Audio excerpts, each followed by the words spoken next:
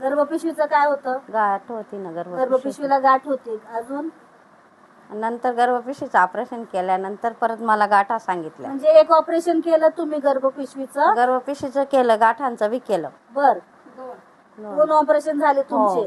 तरी पण तुम्हाला परत गाठी झाल्या होत्या? हा, परत 2 गाठी सांगितल्या. बर, मग तुम्हाला अमृत ज्यूस कोणी सुचवलं?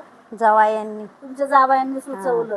मग अमृत ज्यूसच्या किती बॉटल झाल्या? किती कोर्स केला तुम्ही? 3 महिन्याचा कोर्स. 3 महिन्याचा कोर्स पूर्ण केला. हा. मग आता किती फरक आहे? भरपूर फरक पडला मला. त्या गाठी विरघळल्या तुमच्या? हा. आणि डॉक्टरांनी गर्भपिशवीचा कॅन्सर सांगितलं होतं असं कळलं मला. हो. बरोबर. हो. बघा मित्रांनो, मावशींना गर्भपिशवीचा कॅन्सर होता.